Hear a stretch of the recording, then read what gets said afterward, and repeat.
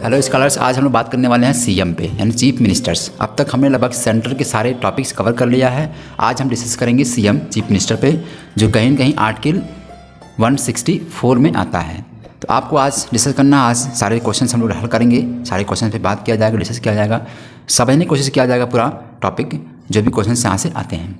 तो सबसे पहला टॉपिक आपका आता है, ये किस पार्ट में है और कहाँ से कहाँ तक आर्टिकल कवर करता है सीएम।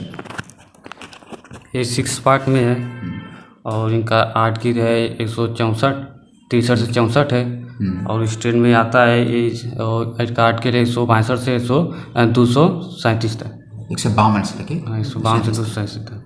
152 से लेके 237 तक, ठीक है। इनका जो आर्टिकल है ये पार्ट 6 में आते हैं, यानी द स्टेट द यूनियन हमने पढ़ लिया है, सारे टॉपिक लगभग कवर कर लिया है। ये पार्ट 6 हो गया हमारा। इसमें हम लोग पढ़ते हैं आर्टिकल 152 से लेकर 237 तक, ठीक है। इसमें पहला ही पोस्ट होती है जो गवर्नर की होती थी, हमने गवर्नर पढ़ लिया है। दूसरी पोस्ट होती है सीएम की होती है। तो सीएम आज हम लोग डिस्कस कर रहे हैं। जो आर्टिकल 163 और 64 दोनों रिलेटेड है। 163 आर्टिकल से 163 आर्टिकल काउंसिल ऑफ मिनिस्टर से रिलेटेड है, ठीक है। 163 आर्टिकल काउंसिल ऑफ मिनिस्टर से रिलेटेड है। यानी इसमें कहा गया, जैसे हमने सेंटर में देखा था आर्टिकल कौन सा था, 74 था। इसमें हमने देखा था कि there shall be a council of ministry to aid and advise the president, ठीक। वही सेम टू सेम यहाँ पे कह दिया गया, there shall be a council of ministry to aid and advise the governor. Governor को एडवाइस करने के लिए क्या होगी, एक काउंसिल ऑफ मिनिस्ट्री बनाई जाएगी, ठीक है। ये आर्टिकल 163 में कहा गया है, 164 में आपका सीएम हो गया, ठीक है, ओके। अब हम लोग बात कर लेते हैं, 2 पॉइंट है जिसे हमने डिस्कस किया था पहले क्लास में। पहले काफ़ी जैसे पीएम पढ़े थे, उसमें 2 शब्द आते हैं, डी जीरो और de facto. De facto D zero क्या होते हैं? डी जीरो गवर्नर के बारे में, मतलब कि नॉमिनेटेड हेड होते हैं, और डी फैक्टो मतलब सीएम जो रियल एग्जीक्यूटिव होते हैं, एग्जीक्यूटिव हेड होते हैं, ठीक, वेरी गुड। डी जीरो का मतलब होता है ऐसी पावर जो नॉमिनल पावर है, जो किसके अंदर एग्जिस्ट करती है, गवर्नर के अंदर। डी फैक्टो का मतलब real power, real executive power जो कहीं ना कहीं सीएम के अंदर एग्जिस्ट करती है, ठीक है, ओके। अब हम लोग बात कर लेते हैं सीधे इनके एलिजिबिलिटी पे, क्या क्या एलिजिबिलिटी होनी चाहिए। सीएम की एलिजिबिलिटी, इनको भारत का नागरिक होना चाहिए, 25 साल इनकी उम्र हो, ये लेजिस्लेटिव काउंसिल या लेजिस्लेटिव असेंबली के मेंबर हो।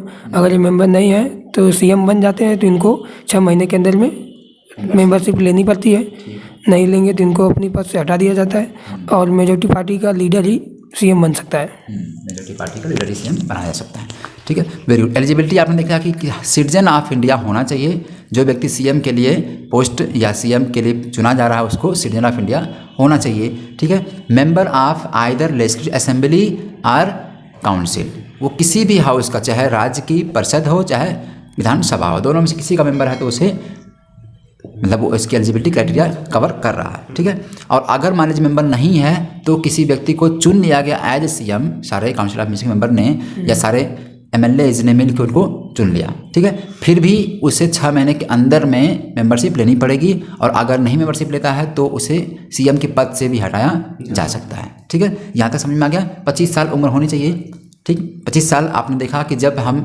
चुनाव लड़ते हैं, यानी कि जैसे हमने सेंटर में देखा था लोकसभा का चुनाव, कि उसके लिए भी क्या थी उम्र, 25 साल थी। राज्यसभा के लिए 30 साल थी, ठीक है। वही चीज़ यहाँ पे असेंबली के चुनाव लड़ने के लिए आपकी उम्र कितनी होनी चाहिए, 25 साल, और काउंसिल के लिए 30 साल होने चाहिए। सेम टू सेम जो सेंटर था वही आपका स्टेट में भी है, ठीक है।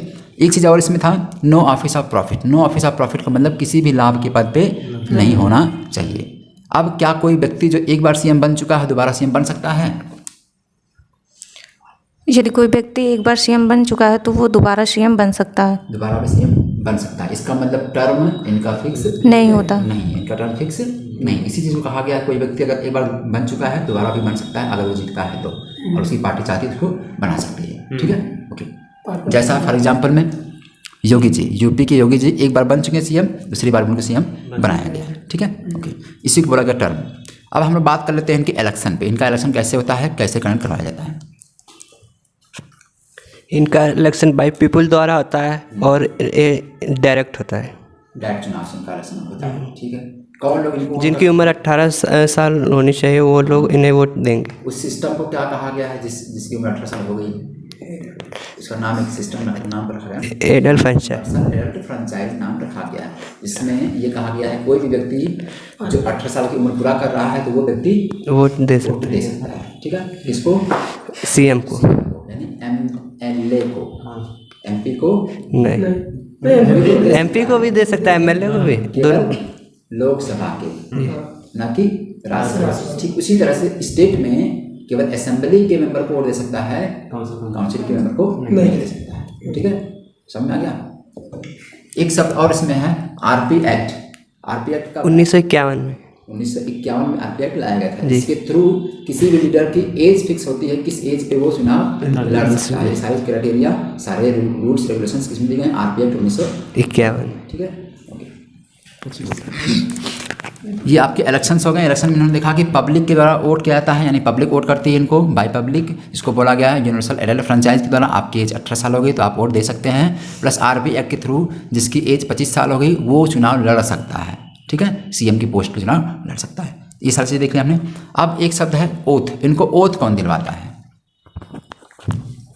CM का वोट गवर्नर दिलवाते हैं और इनके CM को वोट दिलवा सकते हैं और उनके काउंसिल और मिनिस्ट्री को दोनों को दिलवाते हैं। ठीक है, यानी सबसे पहले गवर्नर CM को ओथ दिलवाएंगे, शपथ दिलवाएंगे, फिर उसके बाद बाकी उनके सारे काउंसिल ऑफ मिनिस्टर को भी शपथ दिलाते हैं। ठीक है, ओथ दिलाते हैं। ओके, अब हम बात कर लेते हैं टेनर पे। इनका टेनर कितने साल का होता है, कैसे इनका मतलब पोस्ट हटाया जा सकता है या नहीं हटाया जा सकता है, इनका टेनर बात कर लीजिए। इनका टेनर 5 साल का होता है और ये प्रेजर ऑफ गवर्नर काम करते हैं, काम करती हैं। अंडर प्रेजर ऑफ गवर्नर काम करते हैं। इसका मतलब क्या हो गया? ये गवर्नर के हाँ, गवर्नर इनको हटा भी सकते हैं ना। गवर्नर इनको अपॉइंट करता है तो उन्हें हटा भी सकता है गवर्नर। अंडर प्रेजर प्रेसिडेंट मतलब गवर्नर मतलब यही होता है। ठीक, टेनर में इन्होंने देखा कि 5 साल के लिए कोई व्यक्ति एक बार बन सकता है CM। टर्म फिक्स ना होने की वजह से ये कई बार CM बना सकते हैं, लेकिन 5-5 साल पे मैक्सिमम पीरियड का 5 साल का ही है। लेकिन अगर मेजोरिटी लास्ट होती है तो इनको कभी भी हटाया जा सकता है, यानी सरकार गिर जाएगी तो CM पद ऑटोमेटिक खाली हो जाएगा। ठीक है, मेजोरिटी लास्ट होने पे। या on the pleasure of governor हैं तो गवर्नर के प्रेजर पे काम कर रहे हैं तो सिंपल सी बात है, जब मेजोरिटी लास्ट होगी तो गवर्नर इनको हटा देंगे। ठीक है, ओके। 1-2 चांस मिलता है, जैसे अभी आपने कर्नाटक में देखा, मध्य प्रदेश में देखा, तो चांस दिया गया भाई आप मेजोरिटी पेश करिए, फ्लोर टेस्ट करिए, तो फ्लोर टेस्ट करेंगे अगर मेजोरिटी बना लेता है।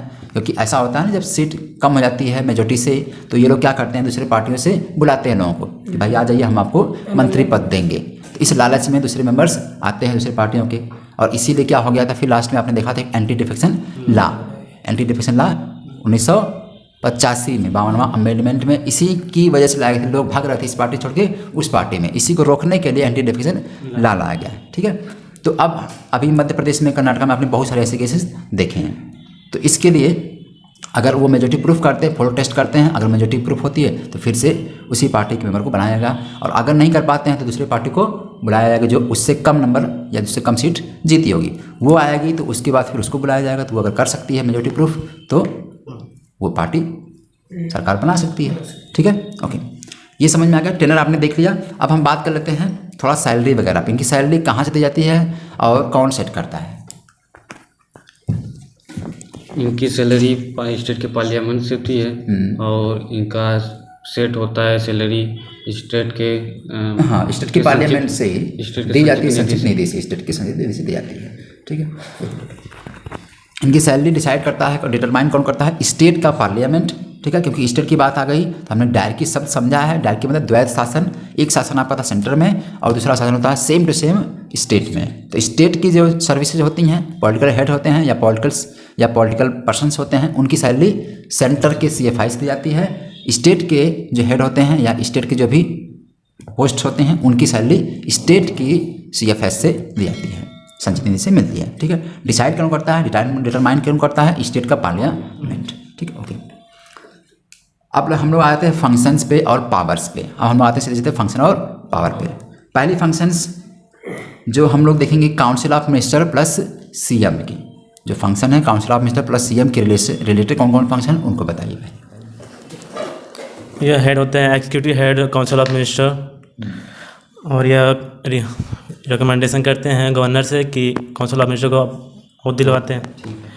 और यह सीएम और काउंसिल मिनिस्टर इनके बीच का संबंध 163 आर्टिकल ये बताता है कि काउंसिल ऑफ मिनिस्टर बनाई जाएगी जो गवर्नर का हेड एंड एडवाइस करेगी, और काउंसिल ऑफ मिनिस्टर के हेड होते हैं सीएम, और ये रिकमेंडेशन करते हैं गवर्नर से कि ये काउंसिल ऑफ मिनिस्टर को वोट दिला दें, और ये एग्जीक्यूटिव हेड होने के कारण ये किसी मंत्री से रिजाइन मांग सकते हैं, इनको डायरेक्ट कर सकते हैं, गाइड दे सकते हैं या ऐसा सहयोग कर सकते हैं। पोर्टफोलियो भी देखते हैं, और किसी को मंत्री को फेरबदल करनी हो पद, जैसे मंत्री पद देते हैं और मंत्री पद को इधर उधर फेरबदल करना हो तो ये कर सकते हैं। ठीक है, अभी हमने देखा कि काउंसिल ऑफ मिनिस्टर और सीएम के जो रिलेशंस होते हैं उसके थ्रू जो पावर इनकी है वो हमने देखा। इन्होंने बताया पहला कि ये चीफ एग्जीक्यूटिव हेड होते हैं किसी काउंसिल ऑफ मिनिस्टर के, प्लस सारे काउंसिल ऑफ मिनिस्टर को ये अपॉइंटमेंट दिलवाते हैं या ओथ दिलवाते हैं। ठीक है, ये रिकमेंड करते हैं किसको, गवर्नर को, तो गवर्नर को ओथ दिलाते हैं। ठीक है, प्लस ये किसी भी मंत्रालय के किसी पोर्टफोलियो को डिसाइड करते हैं किसके पास कौन सी मंत्रिमंडल या मंत्री पद मिलेगा, और उसमें फेरबदल भी ये करते हैं। ठीक है, वेरी गुड। और ये किसी मिनिस्टर को रिजाइन करने के लिए भी कह सकते हैं। ठीक है, प्लस मीटिंग बुलवा सकते हैं, पूरे काउंसिल ऑफ मिनिस्टर को गाइड कर सकते हैं, कंट्रोल कर सकते हैं। ठीक है, कोऑर्डिनेट कर सकते हैं। ये सारी चीज़ आपने इसमें देख लिया। प्लस एक चीज़ और इसमें होती है कि ये चाहें तो पूरे काउंसिल ऑफ मिनिस्ट्री को क्या कर सकते हैं, कोलाइज पे करा सकते हैं, भंग करा सकते हैं। ठीक है, इनके ऊपर पावर ये होती है। तो ये सारी पावर आपने देख लिया काउंसिल ऑफ मिनिस्ट्री और सीएम की। ठीक है, अब हम बात देख लेते हैं काउंसिल सीएम और गवर्नर के बीच जो रोल होते हैं उसको देख लेते हैं। सीएम और गवर्नर के बीच कौन कौन से ये चैनल होते हैं काउंसिल ऑफ मिनिस्ट्री और गवर्नर के बीच का, और यह advice governor to appointment advocate general of state और एसपीएससी के चेयरमैन, एसपीएससी के चेयरमैन को, मेंबर को, एसपीएससी के चेयरमैन और उनके मेंबर को अपॉइंटमेंट करते हैं, अपॉइंटमेंट दिलाते हैं। यहाँ रोल किसका किसका है, सीएम और गवर्नर का। इसका मतलब ये सीएम रिकमेंड करेंगे गवर्नर को कि अटॉर्नी जनरल को अपॉइंटमेंट दिला दीजिए, एसपीएससी चेयरमैन को और मेंबर को अपॉइंटमेंट दिलवाइए, वोट दिलवाइए, या इलेक्शन स्टेट के इलेक्शन कमीशन के मेंबर को चेयरमैन को अपॉइंटमेंट दिलवाइए। ठीक है, ये चीज़ें होती हैं। ठीक है, ये हमने देख लिया सीएम और गवर्नर के रोल्स क्या क्या थे। इन्होंने बताया कि ये चैनल होते हैं बिटवीन काउंसिल ऑफ मिनिस्टर और गवर्नर के बीच का चैनल था। जैसे हमने क्या देखा था, पीएम की पोस्ट के लिए पीएम भी चैनल था किसके बीच, काउंसिल ऑफ मिनिस्ट्री और प्रेसिडेंट के बीच में। ठीक वही चीज़ यहाँ पे भी है, सीएम जो चैनल होता है गवर्नर और काउंसिल ऑफ मिनिस्ट्री के बीच में। ठीक है, प्लस ये गवर्नर को एडवाइज करेंगे कि आप भाई साहब आप एडवोकेट जनरल को अपॉइंटमेंट दे दीजिए, एसपीएससी के चेयरमैन को, एसपीएससी के मेंबर को, स्टेट के इलेक्शन कमीशन के मेंबर को, ठीक, और स्टेट के इलेक्शन कमीशन के चेयरमैन को, इन सब लोगों को ये क्या करते हैं, एडवाइस करते हैं कि सब लोग को ओथ दिलवाता कौन है, गवर्नर। यानी ये जो काम है ये गवर्नर प्लस सीएम के कोऑर्डिनेशन से हो रहा है। ठीक है, समझ में आ गया। ओके, फिर बात कर लेते हैं हम लोग स्टेट लेजिस्लेटर, यानी इनका जो पावर है स्टेट लेजिस्लेचर में जो कौन कौन सी पावर है वो पढ़ लेते हैं, समझ लेते हैं। ठीक है, ये कौन कौन सी पावर है स्टेट लेजिस्लेचर, यानी स्टेट की पार्लियामेंट कौन कौन सी पावर के पास है। स्टेट के पार्लियामेंट में इनका पावर ये है कि ये समन बुलावा भेज सकते हैं और ये डिसॉल्व कर सकते हैं लोक असेंबली लेजिस्लेटिव। रोल्स हमने सीएम का रोल देखा कि इनका पार्लियामेंट में जो स्टेट की पार्लियामेंट होती है यानी असेंबली या काउंसिल होती है उसमें कौन कौन सा इनका रोल है। इन्होंने ये पहले बताया कि ये एडवाइस करते हैं किसको, गवर्नर को टू समन बुलाने के लिए एडवाइस करते हैं, प्लस प्रोरोग करने के लिए भी। ठीक है, यानी दोनों हाउस को बुलाने के लिए भी या एक हाउस को बुलाने के लिए भी एडवाइस करेंगे किसको, गवर्नर को। तो गवर्नर बुलाता समन, यानी समन कौन बुलाता है, हमने पिछली क्लास में देखा था, गवर्नर बुलाता है, और गवर्नर ही उस सभा को क्या करता है, स्थगित भी करता है, दोनों करता है। ठीक है, लेकिन इन्हीं की एडवाइस पे करता है। ठीक है, प्लस ये डिजॉल्व भी करा सकते हैं, पूरी असेंबली को डिजॉल्व भी कराते हैं, रिकमेंड करेंगे किसको, गवर्नर को, तो गवर्नर पूरी असेंबली को डिजॉल्व कर सकता है। ठीक है, लास्ट ये भी है कि ये अनाउंस करते हैं इंपॉर्टेंट जो भी गवर्नमेंट की पॉलिसीज होती हैं वो पूरे दोनों हाउस में अनाउंस करते हैं कि हम ये पॉलिसी लाने वाले हैं, ये चीज़ें कर रहे हैं। ठीक है, ओके, तो ये इनका कुछ रोल्स हो गया। अब प्लस कुछ रोल्स ये भी हो सकते हैं जो बिल से संबंधित होते हैं, तो बिल में भी कुछ ऐसे बिल होते हैं जो इनका रोल दिखाया जाता है। हालांकि बिल कौन साइन करता है फाइनल में, गवर्नर करता है, लेकिन उसमें कुछ बिल में ये साइन करना या बिल को अपने सभी मेंबरों के साथ में डिस्कस करना, ये सारे पावर इनकी लेजिस्लेटिव पावर कहलाती हैं। ठीक है, ओके। अब कुछ और पावर बात कर लेते हैं, जो कुछ मिनिस्ट्री के या कुछ पदों के ये हेड होते हैं, उनकी बात कर लेते हैं। कौन कौन से पद के हेड होते हैं ये बताइए। सीएम स्टेट प्लानिंग बोर्ड के हेड होते हैं और जोनल काउंसिल के वाइस चेयरमैन के रूप में कार्य करते हैं और इंटर स्टेट काउंसिल और एनडीसी के चेयरमैन होते हैं, मेंबर बन सकते हैं, मेंबर होते हैं और स्पोक पर्सन होते हैं। फरोख वर्ता चेयरमैन कौन होता है? गवर्नर होंगे, पीएम। एनडीसी का नेशनल डेवलपमेंट काउंसिल का हेड पीएम होंगे, ठीक है। और उसके सारे राज्यों के जितने सीएम होते हैं उसी एनडीसी के मेंबर होते हैं। हाँ, जैसे जोनल काउंसिल के वाइस चेयरमैन होते हैं, हर सीएम होते हैं, ठीक है। सारे स्टेट्स में जोनल काउंसिल्स होती हैं, ठीक है। तो वहाँ पे जो वाइस चेयरमैन होगा कौन होगा? सीएम होगा। चेयरमैन कौन होगा? पीएम होगा, पीएम होगा, ठीक है। उसी तरह से यहाँ पे एनडीसी के हेड जो हैं वो पीएम होंगे और उनके मेंबर सीएम होंगे, सभी सीएम होंगे। हाँ, सभी सीएम मेंबर होंगे और इमरजेंसी में ये आपदा प्रबंधक के रूप में कार्य करते हैं। सभी सर्विस के पॉलिटिकल हेड होते हैं, सभी जो पॉलिटिकल सर्विसेज हैं उसके हेड ये होते हैं।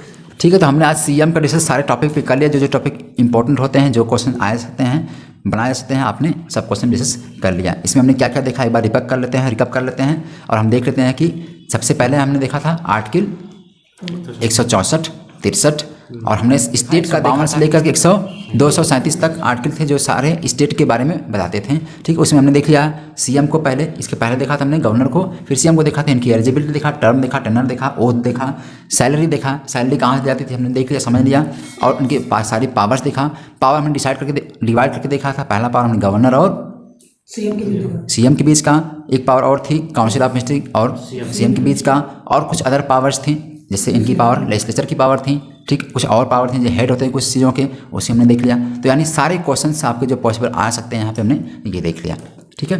ओके, तो आज क्लास में इतना ही। हम फिर अगले क्लास में मिलेंगे दूसरा टॉपिक लेकर के। तब तक के लिए thank you so much. God bless you.